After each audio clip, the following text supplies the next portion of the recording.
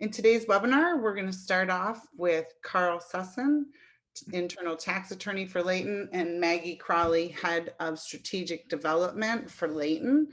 They're going to talk about the ABCs of ERC tax credit and how they can help companies claim their credits. Following Maggie and Karl, Rick Pinkerman, CEO and founder of NoticeNinja, we're talking about how NoticeNinja helps companies manage all types of workflows, including your ERC notices.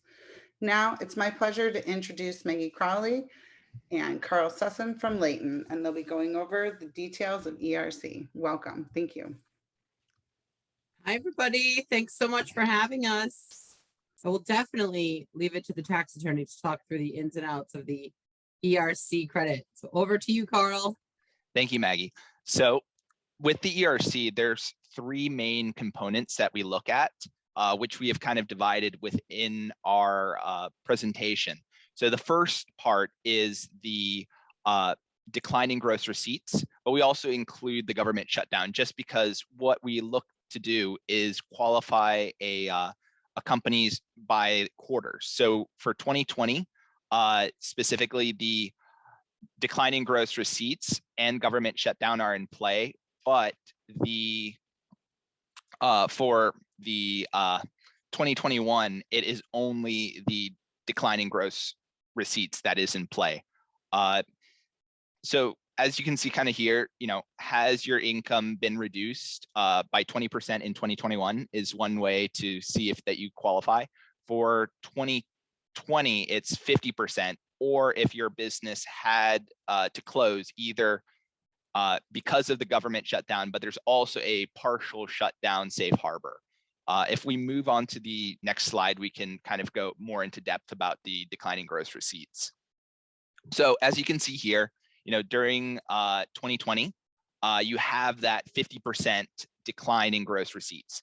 Now, once you hit that 50% decline in any given quarter within 2020, you can then see it shift in terms of the test to that 20% decline, and that's a lot easier to get.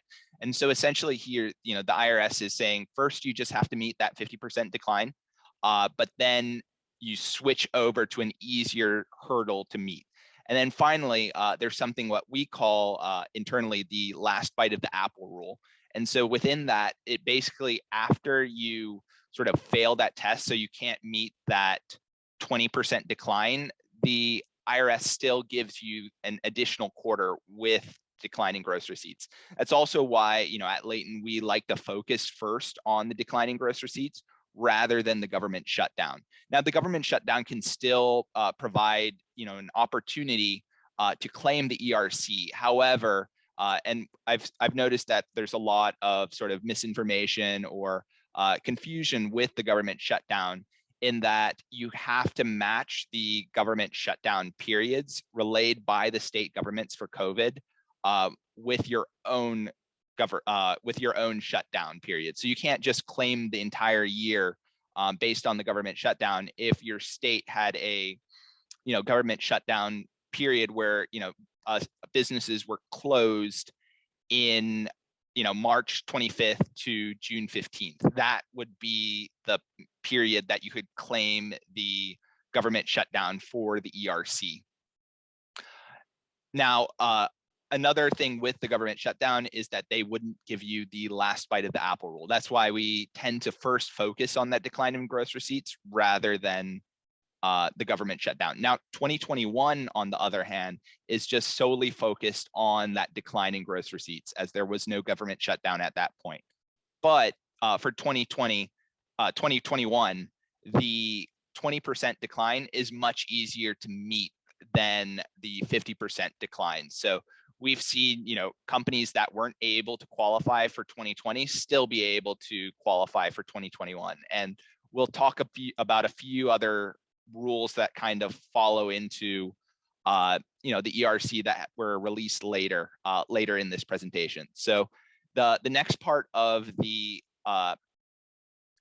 ERC is what's called the PPP loan. So if we can shift to the next slide, we can kind of talk about this. So the PPP loan, part of the great thing with the ERC is that the ERC can still actively claim the credit even if you took a PPP loan. Now, so one of the main interactions with the PPP loan is if you got that PPP loan forgiven. And in my history of working on numerous ERC studies, I've never seen a PPP loan not be forgiven. Now, I've seen it reduced, but never, where the forgiveness application was rejected.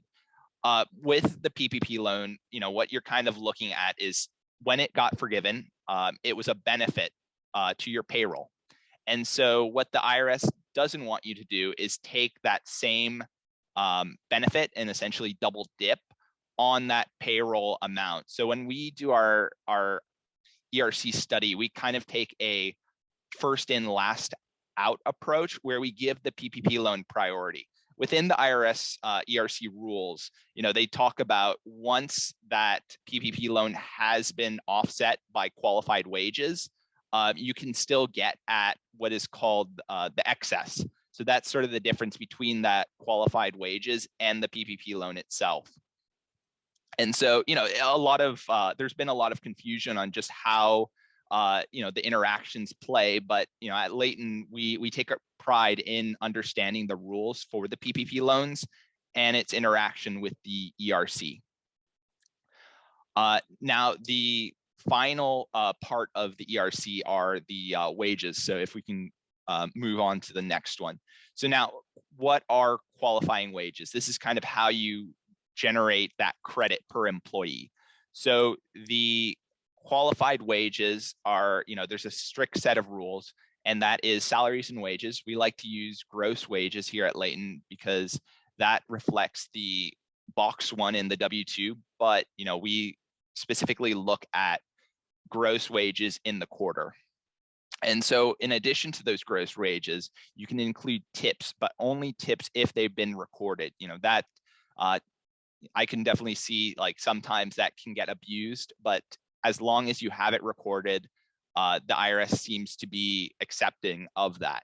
And then finally, you have bonuses and benefits. So bonuses are just, any bonuses that are paid to their employees, we can include that in a qualifying wage. And then finally, health benefits, either paid to the employer or by the employee themselves, we can include. And what you're trying to do with the qualifying wages is build up to that 10K wage max out, as we like to say.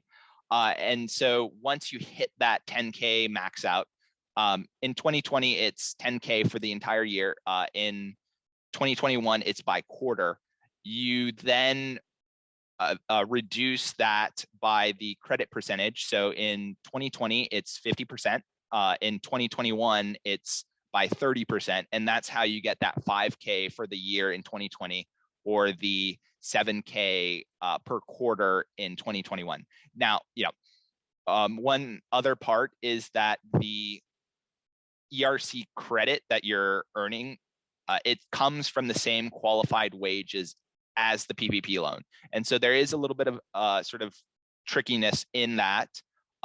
Sometimes we are able to get, the maximum credit for the client, but with the PPP loan and the rules regarding those qualified wages, sometimes it does shrink, sometimes it doesn't. And that's kind of sort of the complexity with having to deal with the PPP loan versus just having the credit itself.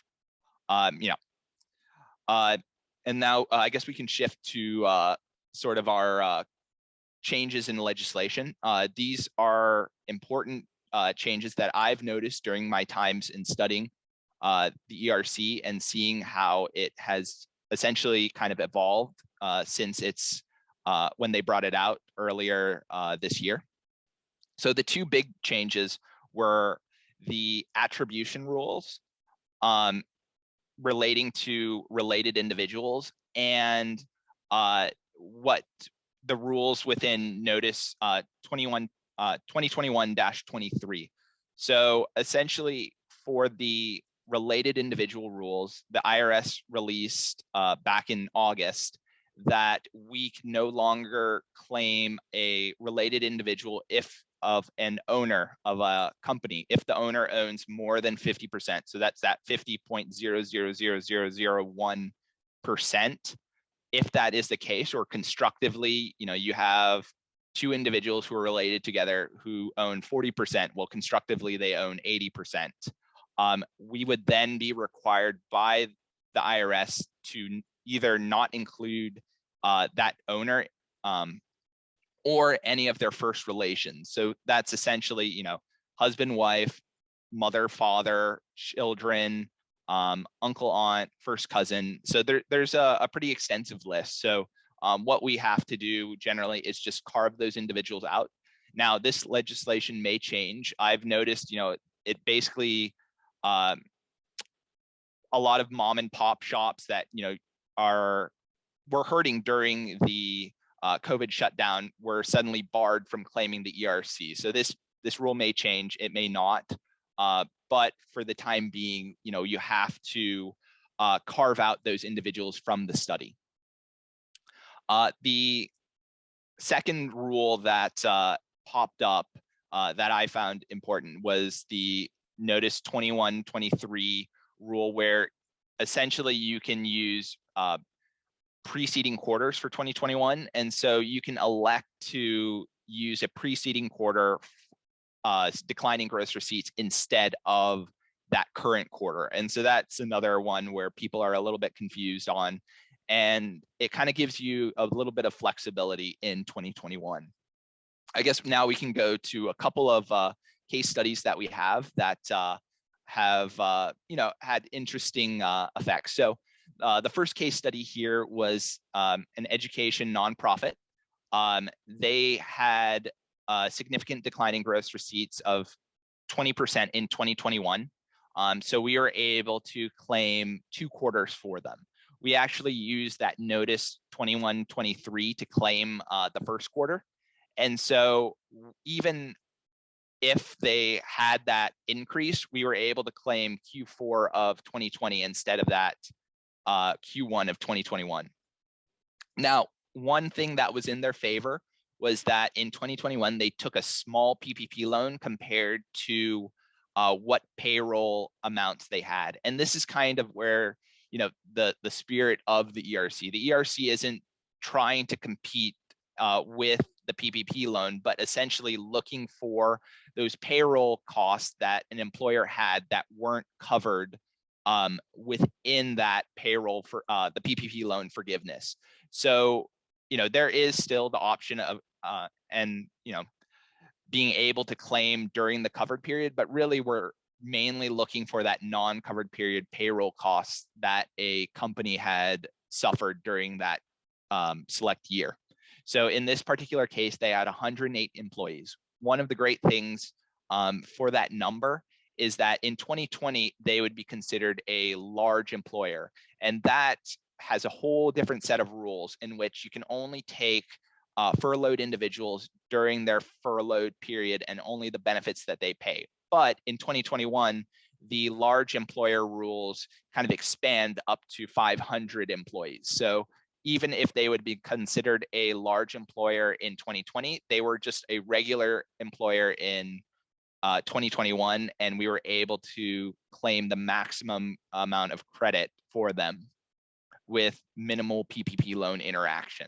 And so that's why you can see here that for this client, we were able to generate find about $1.1 million in ERC.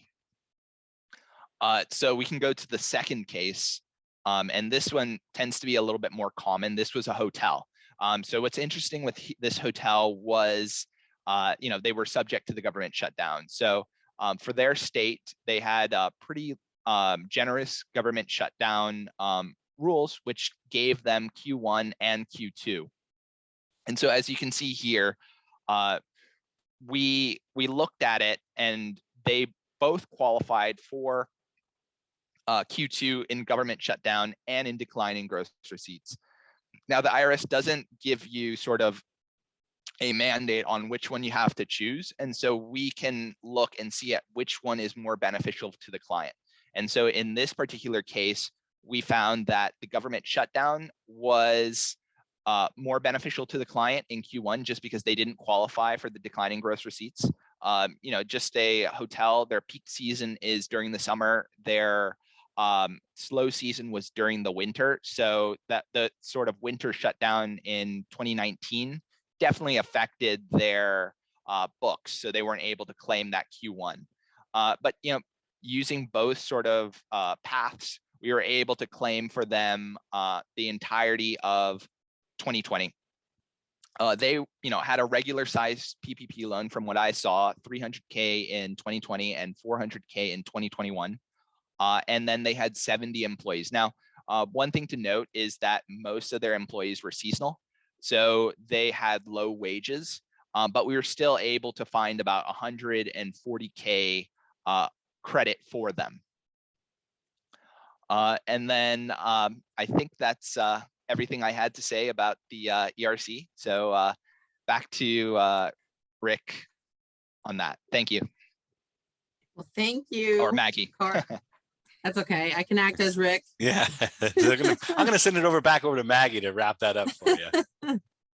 Well, thank you so much, Karl. I think as everyone can tell, the employee retention tax credit is confusing, and it definitely takes the expertise of someone like Karl and someone who has experience in the field doing these complex claims to really make sure you're doing it properly. And as you saw on the legislation slide, there have been loads of changes. So if you've perhaps taken a look at the credit when it first came out, it's definitely worth reviewing and seeing if maybe now, as a result of many of the changes, you're now in eligibility to take advantage of it, because you can apply it retroactively, which is great. And as we're coming out of COVID, which is also a good thing, the credit will not be around for too much longer. So it was put in place to help those who were affected by COVID. So definitely take advantage of any government incentive while it's there. And we at Leyton would like to help you. We are a specialist firm, and most people might think, why wouldn't I just use my CPA? There are major benefits to using a specialist. Most CPAs are a bit bogged down and not able to keep up with the complicated aspects of this credit. And we can implement a really smooth, nice process and work rather quickly. We can filter through the financials and all of the raw data that we'll need to filter through to understand. We have a complex workbook that Karl has created specifically for the credit and all the different nuances and aspects of it. And then we can make the process as easy as possible and not take time from your business. Obviously, your goal is to keep your business up and running and get out of the effects of COVID. So we're here to take that on and handle it for you. We have been doing this for 20 plus years. We operate globally. Our specialty is in tax credits. So we certainly know what we're doing when it comes to that. We have an amazing staff that is comprised of experienced tax attorneys, financial analysts, CPAs. And then we also do some work on innovation funding for the R&D tax credit. So we have a number of professionals in various aspects of sectors, from doctors to engineers to software engineers.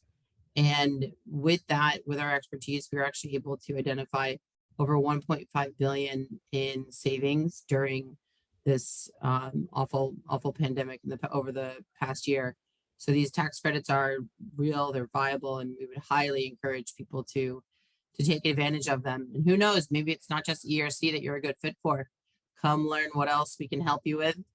And as we know, NoticeNinja can help you guys manage the process and manage all of the notices that you get that align with your tax credits.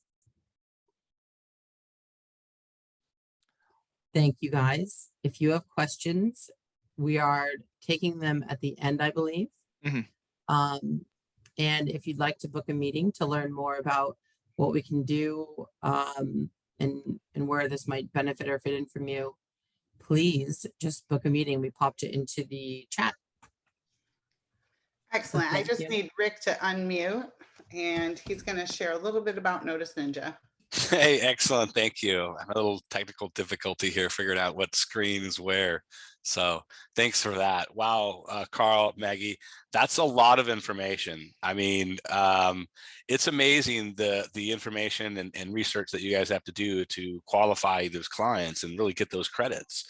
Mhm. And, you know, a lot of companies, you know, just kind of say, ah, you don't qualify, or you just qualify for the minimum. And it makes a big difference. Obviously, with those numbers, it makes a big difference. So thanks for that. Well, you know, we're all about notices, you know, tax credits, one of those notices that obviously the tax department's going to be looking at, working on. It's an example of what our clients are dealing with their vendors. They've got a lot of vendors they work with. And, you know, tax credits is one of them. So what I'm going to show you today is kind of how it relates to working with a vendor within our solution to kind of go through that process. Because as you can see, this isn't, you know, Karl is not doing this in on a website where you just type stuff in and it gives you an instant response. It's an in-depth intake probably, and you go through some depth research. And Karl, how long does it take about on average, let's say? So we sort of at Leyton, we pride ourselves on a double review period. So we do a QC1 and a QC2. Generally speaking, though, you know, I built the workbook to pretty much do the calculation very quickly within like a matter of like less than a week.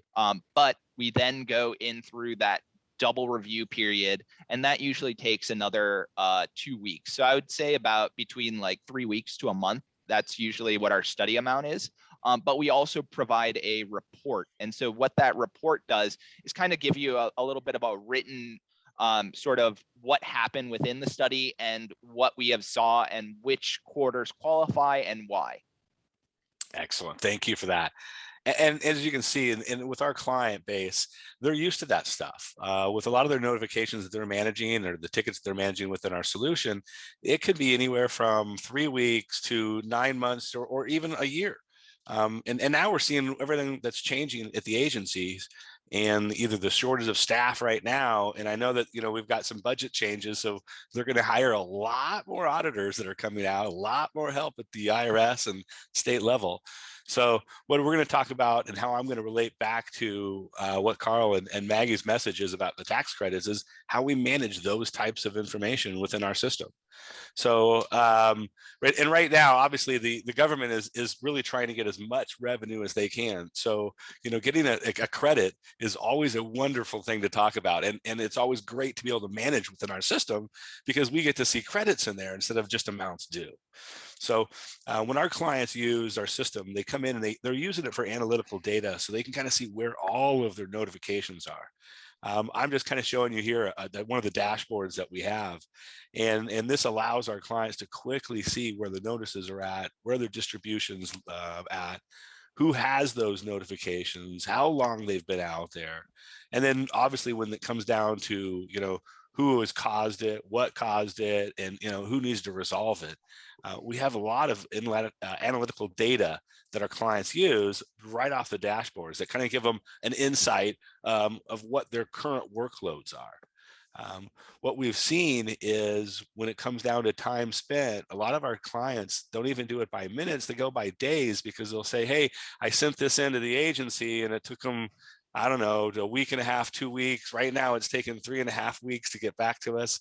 So it's a real big legacy going on within the agencies. And one of the bigger deals is, you know, making calls and communications. We track this stuff within our solution. So in essence, on this one, this would be a credit balance that we're looking to have. Right. And the tax department's always looking to track any of these opportunities to get credits or any kind of reduction on their tax liabilities. So when our clients enter these in, they're going to enter this in as a credit balance, or they can even name it any type of workflow type they like, but they can actually just go in and basically watch the research. They can sign it to one of their vendors, And that way in their dashboards, they can quickly see where their notifications are by vendors. This really helps out the tax team to be able to do reporting. When it comes down to analysis, you can see that, within our workflow, we really just track the basic information. You can hear what Karl went over today. There's a lot of other stuff that goes on, and we're really just kind of tracking who, what, and where. You'll see at this screen, we kind of follow the progress of the resolution. We track the details, and then we allow our clients to analyze the results. And basically allows us, to run reports and find, what's going on with our notifications, where we're at, and with amounts due. We can see these are a couple of examples of some of the workflows and guidance that we give. Once again, for the ERC type of stuff, we don't do the details of that. We just work on the workflows at more of a status level and say, who caused it? Well, we're actually causing it because we're requesting a credit, right? So what's actually going to be, the corrective action? Well, we're applying for a refund, actually, or we're going to at least wait for a refund once we get the credit applied. So it allows them just to kind of run that through. And then obviously with the information in the system now the clients have access to all of their amounts due, any refunds that are possibly coming out. They can see their activity, by charts, by volume. It allows our clients really to give them insight to everything that's going on. And really this allows their compliance team to come in and run audit reports as well and say, oh, okay. And then oh, that's right. Leyton's got that tax credit they're working on. Oh, all right, excellent. I see that they're in the research and they're just doing the state audit right now, or they're doing the second audit. So they can quickly see what's going on. So here's a little workflow of kind of how it works in NoticeNinja. We can process any type of notice workflow, and a tax credit, request is just one example of what we do. Other examples are like insurance, licensing, obviously tax notices, compliances, but there's a lot of government notifications that are being sent out. And this is the basic workflow that we use within our system. I'm going to open it up for any questions and answers. I know we don't have much time left. Sorry. There is one question that was sent to us. So if it's okay, Rick, I can answer it live. Absolutely. Thank you, Karl. Sure. So yeah, so if the rules do change with the relatives and relations in the ERC, can you retroactively file? So yes, so essentially like the main rule for filing for the ERC is that you use the 941s or 941Xs in this particular case, because all of them now are retroactive. But except for Q4 2021, but that's its own little what was it story. But they essentially allow you to keep on changing it as long as it's accurate, from what I've found. I guess I can give you kind of a story to just kind of show how we handled it here at Leyton. So in August, we had been doing the ERC for about 4 months then. And they dropped that related individual rule and the also, the notice 2021-23 rule that we like to use. And so those kind of both dropped at the same time. We really keep up to date on the rules. We're constantly, watching. And so when that happened, we first let our client know what the rule change, and that they would have to retroactively adjust their quarters based on the fact that they did have several related individuals. We then redid the study for them with the new amounts because we had to carve out those individuals. However, when we also did the study, we realized that we can claim one more quarter for them. And through that, notice 2021-23. And so while like normally if that rule didn't apply, they would have had to reduce their credit. And the 941Xs are pretty quick, easy to file. They in terms of cost, it's not that much. So that's kind of I'm thinking the IRS is kind of going about having to quickly and adjust those numbers for the credit. But, in that particular client's example, they actually ended up with a larger credit, even with that related individual rules dropping. So it's always good to kind of take a look and see like if there's new legislation that pops up from the ERC. It may, you may reduce, but you could also just, be able to increase your credit at the same time, just by looking at like the changes in the rules. I hope that answered your question. Yeah, it did mine for sure. You know what? Our clients for sure know that there's always change going on at the government agencies. I mean, especially in the employment, sales and use kind of environment right now. Every agency is looking for revenue, and it's either from new taxes or compliance that they're creating. So thanks for all of that information. Mhm. Let me go here. Let me go back into our contacts. Well, I just want to give a special thank you to our hosts, Maggie and Karl from Leyton and Rick from NoticeNinja. We'd also like to thank all of you for attending today. If you'd like more information about either product or services, please visit our websites. We also have a link. Olivia shared a link in the chat. If you'd like to book now with Leyton to explore your ERC credits. And you can always visit us at NoticeNinja.com. We're also going to have this webinar available on our website, so you can refer back to it or send others to it for the next 6 weeks till we hit the end of the year. We have 2 more webinars in this series. We have another webinar we are hosting on Tuesday. If you would like to join us with Becky Harshberger from Entertainment Partners, we'll be talking about best practices for handling amended returns. Thank you to everyone who attended today, and we look forward to seeing you again. Have a great day.